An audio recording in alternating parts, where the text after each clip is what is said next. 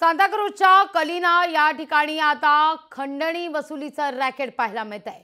घर बांधकाम कंत्राटदाराकडून पैसे उकळले जात आहेत। अभिजित पडाळे कंत्राटदाराकडे पैशाची मागणी करत असल्याचा आरोप आहे। पैसे न दिल्यास बीएमसी कडे खोट्या तक्रारी करायचे। पीडित संदीप द्रवेकडून वाकोला पोलिसात तक्रार दाखल करण्यात आली आहे।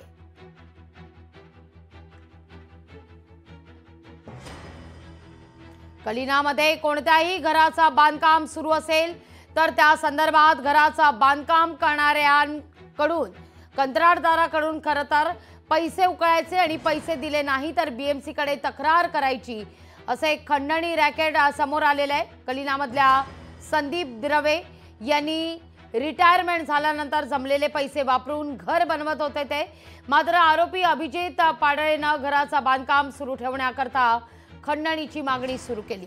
मागणी पूर्ण न झाल्यामुळे संदीप द्रवे यांच्या विरोधात खोट्या तक्रारी बीएमसी मध्ये दाखल केल्या। या जाचाला कंटाळून संदीप द्रवे यांनी आरोपी अभिजित पाडळेच्या विरोधात वाकोला पोलीस स्टेशन मध्ये गुन्हा दाखल केला आहे। दरम्यान कंत्राटदार आणि आरोपी मधील ऑडिओ क्लिप समोर आलेली आहे। नमस्कार, बोल ना दादा। काय सकाळपासून फोन करतोय, तो फोनचा रिप्लाय देत ना भाई। नाही, कामामध्ये होतो, बोल। कामामध्ये होतो नाही, ते सालीचे बाद झालं माझ्या आनंद सालीचे। हॅलो, हा आनंद साली बरोबर वार्ता केली मी। हा तो मला बोलला 70 पैसे द्यायचे म्हणून। हा तर तो दादा तू कुठे आहे आता? मी तर वाकोलाच आहे। तू कुठे आहेस? इथं राजूबाईकडे आहे। काय झालं मग? काय करायचं बोलतोस? तो बोलला मला, दादाने फोन केला शिटीवरनं, बाहेर गेलाय ना, मला त्याला 25 पैसे दे आता आणि नंतर दुसरा माळा तयार झाला ना तर बाकीचे ते तेव्हा नंतर दे। हा मग त्यासाठी मेसेज केलेला। हा मग पुढे? मग द्रवेला बोलवतो, मग ते घेऊन येतील। घे, तुझ्याकडे घेऊन ठेवते। 70 नाही देत ना, पहिले 35 देतोय। 35 तर तेव्हा देत होता। अरे दादा आता 35 देतोय ना, 35 आता घे आणि नंतर तुला करायचं असेल तर 70 पैसे कर, नाही सोडून दे विषय। अरे दादा तो मला काय बोलला? नाही, ही सगळे धंदे मी नाही करत रे।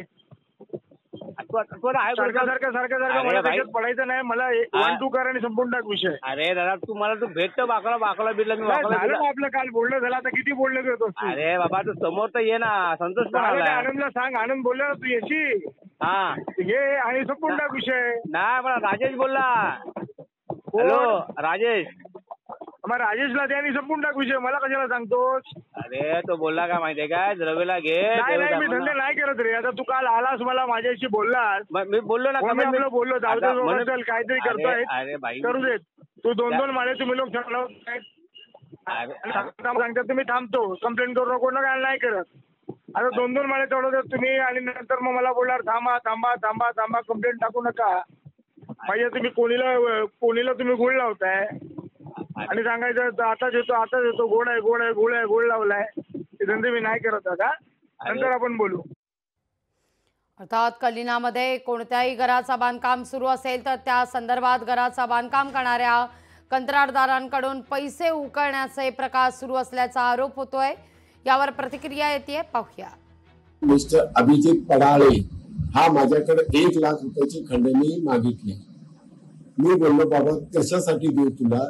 तर तो बोलला तर तुम्ही नाही दिला तर हे ट्विट मी वारंवार बीएमसी ला करणार आणि तुमचं घर तोडायला लावणार। 11 जून रोजी माझं घर भर पावसाच्या महिन्यामध्ये माझं घर तोडण्यात आलं। तोडण्यात आल्यानंतर अभिजित पाडाळेने त्याची रीतसर माहिती घेतली आणि अधिकाऱ्याला धमकायचं पण काम केलं। 12 जून 2024 ला आम्ही पोलीस स्टेशनला गेलो। तिकडचे जे सिनियर खांडेकर साहेब आहेत त्यांनी मदत केलं आणि त्यांच्यावर FIR नोंदवली।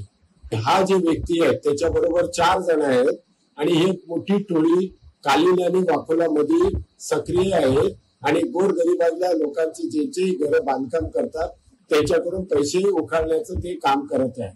मी वाकोला पोलीस स्टेशन सिनियर साहेबांना रिक्वेस्ट करेन ह्याचा पाठपुरावा करून जे कोण व्यक्ती असतील कारवाई करून त्याच्यावर जे काय दंडात्मक नियमाप्रमाणे हे होईल ते करण्यात यावी एवढंच मी विनंती करतो. लोकशाही मराठी ऐका, पहा, जागरूक रहा.